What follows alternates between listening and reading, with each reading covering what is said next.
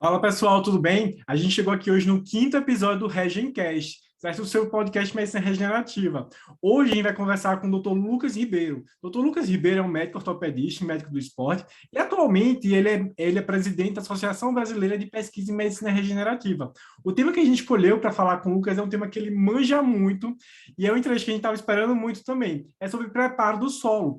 A gente sabe que preparo do solo é preparar o paciente para colher e receber um ortobiológico. Mas nada melhor do que uma pessoa que é especialista nisso e manja há muito tempo e dá aula para a gente para falar o que é isso, né? Lucas, o que é preparo do solo, preparar um paciente tanto para colher quanto receber um biológico? O que é isso?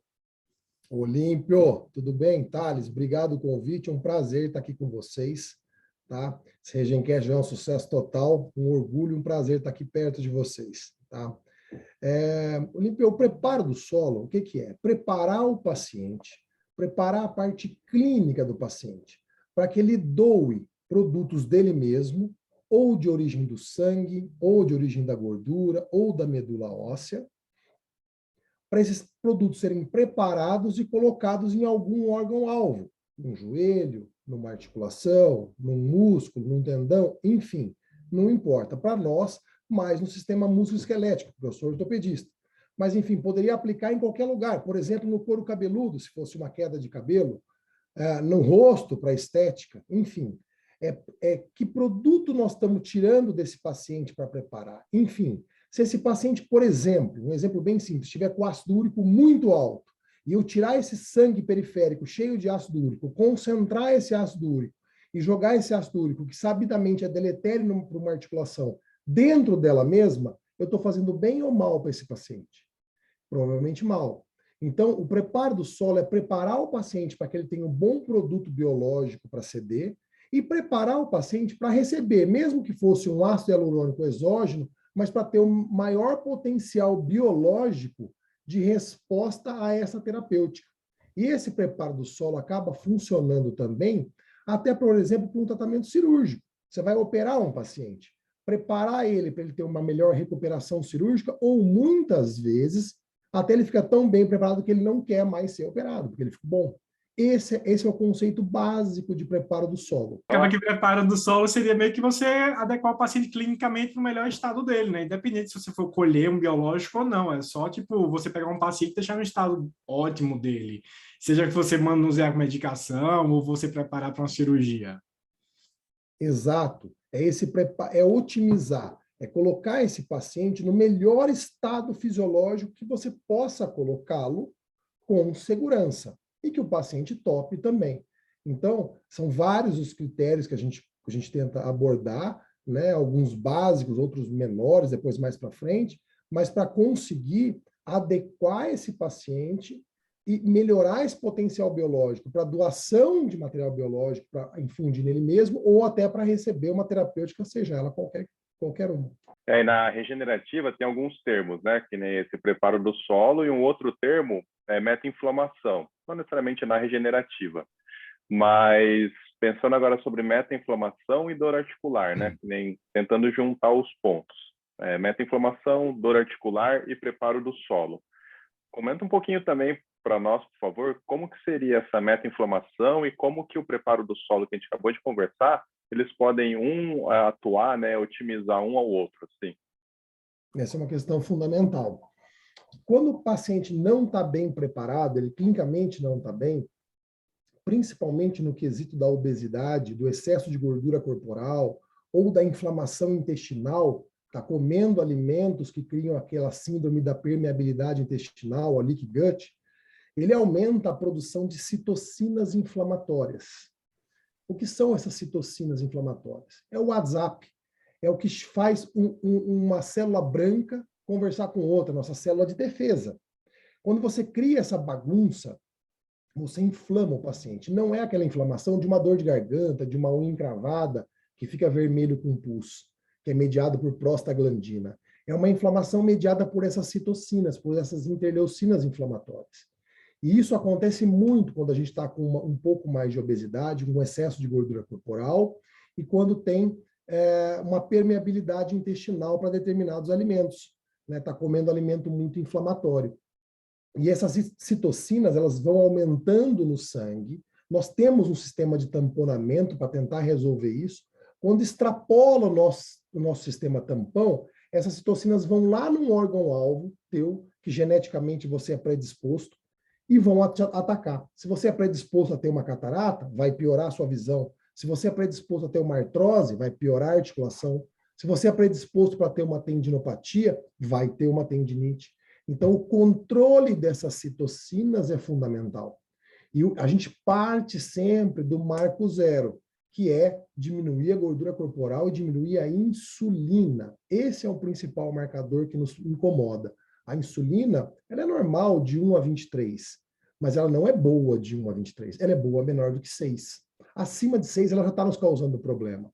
E o que mais sobe a insulina é o excesso de gordura corporal e a dieta muito rica em açúcares e carboidrato de altíssimo índice glicêmico. Os carboidratos não são ruins, mas o consumo em excesso e de alimentos, por exemplo, o arroz branco, né, tem um índice glicêmico muito alto, comer em excesso, isso vai aumentando a sua insulina. Esse é um fator primordial. E o outro fator primordial para a articulação é o ácido úrico. Quando você está aumentando muito o ácido úrico, ele vai também destruir tanto o tendão quanto cartilagem, atacar a articulação, a membrana sinovial. E esse ácido úrico vai subir também com uma dieta inadequada, tem uma doença reumatológica, que é um mau mecanismo das purinas, né, a gota, ou pela subida do ácido úrico, por exemplo, por excesso de frutose. Tomar muito suco de fruta também sobe o ácido úrico. Então, esses são dois critérios assim, básicos, mas assim, é a base de uma pirâmide para a gente conseguir diminuir essas citocinas inflamatórias, diminuir o ácido úrico e diminuir a insulina. Esses são dois marcadores importantes para nós no preparo do solo, no combate a essa meta-inflamação. Ô, Lucas, vou puxar um pouco para o meu lado aqui, que é falar um pouco de dor. A gente sabe que na cronificação da dor, além desse processo inflamatório periférico, você falou de uma lesão e persistência da inflamação local, e ele leva também a aumento de hormônios, como o cortisol, e esse aumento de hormônios leva a uma coisa chamada neuroplasticidade, né? Você consegue ativar as células da micróglia lá e vai persistir esse estímulo que vira uma alça de um loop constante, né? Vai ser esse estímulo, reincidência, estímulo, reincidência. Mas a gente nunca pensa na dor, que o metabolismo pode afetar isso ou possa interferir no preparo do solo do paciente e através de uma intervenção mesmo metabólica eu consigo, tipo, diminuir esse processo, tentar frear ou até mesmo não fazer que ele desencadeie. Então, você acha que eu consigo interferir no paciente em algum momento, diminuir, tipo, controlar esse cortisol, fazer esse preparo de solo só metabolicamente ou mudança de estilo de vida ou tudo mais? Como é que eu consigo fazer isso? Você, na sua opinião? Olímpia, a questão central, a dor crônica, ela tem que ser combatida com os medicamentos e com as terapêuticas todas de dor e com o preparo do solo, em paralelo. Não tem como agir de forma diferente, você matou. O cortisol, você dormir bem, você fazer exercício direito, você ter um bom estilo de vida, você ter um bom relacionamento com os outros e com Deus e com a sua própria vida. Isso estabiliza a sua produção de cortisol, melhora a sua produção de cortisol, que é fundamental para a modulação da dor. Você tem o eixo intestino-cérebro via nervo vago. É fundamental ter um intestino bem controlado para ter essas respostas neurológicas adequadas. A neuroinflamação, muito dela vem do processo de meta-inflamação. Esse controle da meta-inflamação diminui essa neuroinflamação.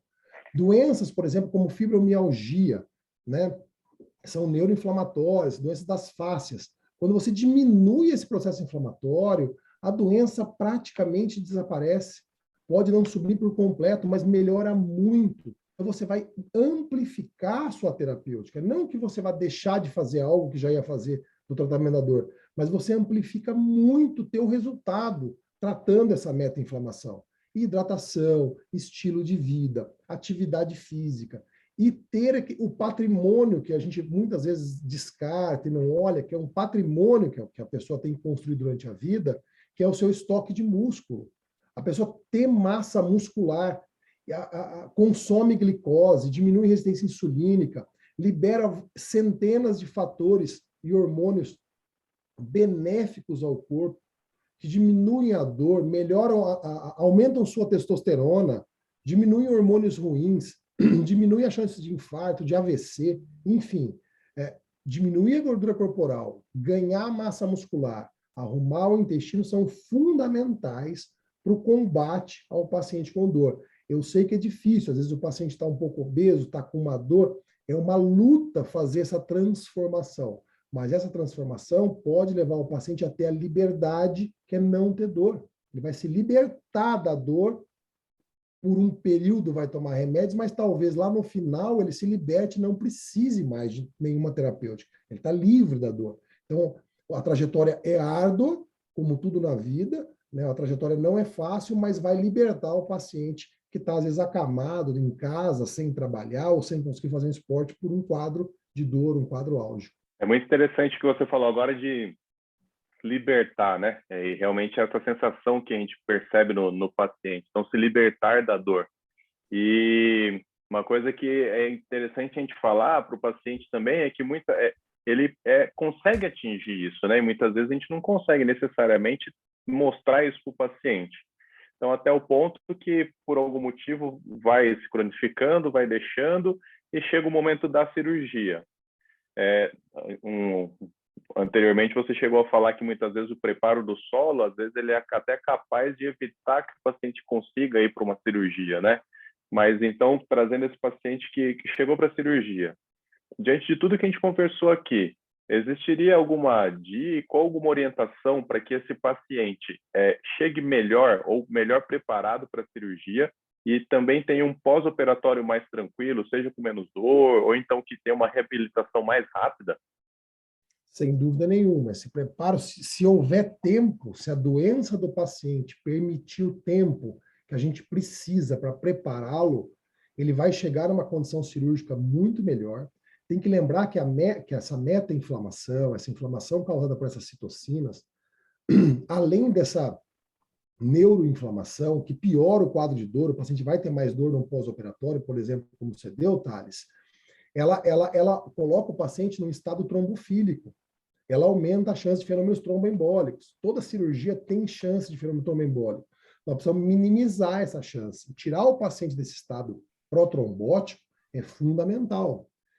Quando é possível. Às vezes você tem uma doença que o paciente está com muita dor, tem que operar rápido, é um trauma que tem que operar, às vezes no mesmo dia, na mesma hora, porque é uma urgência, uma emergência, não tem tempo para arrumar. E vamos tentar arrumar no pós-operatório. Mas quando você tem um tempo para preparar esse paciente para a cirurgia e tira ele desse estado protrombótico, diminui a glicemia e hemoglobina glicosilada, diminui a chance de infecção, melhora a cicatrização dos tecidos, você vai melhorar a cicatrização de fáscias, de músculo, de tendões e a própria consolidação óssea na nossa profissão, que é a ortopedia. Então, você melhora esse paciente, você vai entregar, e se você não é um cirurgião, você vai entregar para o cirurgião um paciente mais preparado. Então, o potencial de recuperação desses tecidos fica anabolizado, fica muito melhor. E a gente, às vezes, escuta falar de medicina regenerativa e fica, às vezes, com uma ideia errônea da coisa. Né? A osteoporose, né? Uma doença simples, que todo mundo trata, em muitos clínicos, reumato, todo mundo trata. O que nós estamos tentando fazer quando a gente trata uma osteoporose? Nós estamos tentando regenerar o tecido ósseo. Quando a gente tem um corte, a gente dá os pontos, sutura. A gente não espera que o ponto segure a pele para sempre. Ela espera que o ponto aproxime a pele até que a pele se regenere. Então, a medicina por si é regenerativa. Quando a gente não consegue, a gente substitui. Então, a gente não consegue arrumar uma válvula cardíaca, a gente vai lá e substitui. A gente não consegue arrumar uma articulação num determinado nível, a gente vai lá e substitui. Mas, dentro do possível, a ideia base da medicina é regenerar tecido. E esse preparo do solo amplifica o potencial do corpo em si cicatrizar ou, entre aspas, regenerar. Lucas, eu acho que dá uma momento lambação aqui. Eu acho que você inspirou na gente muita coisa boa ensinando em preparo do solo na formação da gente em regenerativa. E eu acho que o preparo do solo, aliás, para mim, pelo menos, é o tesão da regenerativa, porque amplifica. Porque a gente preparar um biológico não é uma coisa técnica, você infiltrar é uma coisa técnica, mas o preparo do solo é o state of the art da coisa. Você pegar o paciente, ver o que você consegue chegar, potencializar o que você consegue. a gente que está começando, quem está escutando, que está começando na regenerativa é curioso nisso. Você podia dar 3 coisas básicas que a gente tem que prestar atenção e intervir no paciente? O que é que a gente, 3 coisas que a gente tem que pensar assim rápidas, e eu vou pegar o paciente hoje, eu quero deixar ele no estado ótimo para eu preparar, para eu produzir alguma coisa para ele, tratar ele e ter um resultado bom, efetivo. O que você diz para a gente nisso? 3 coisas que assim são fundamentais e mesmo sem um grande estudo a gente já pode atuar e de maneira simples e rápida. Sono, botar o paciente para dormir. Hidratação, paciente com um rim normal de 30 a 50 ml por quilograma dia, o mínimo, e baixar a insulina. Sem insulina baixa, nós não vamos em lugar nenhum.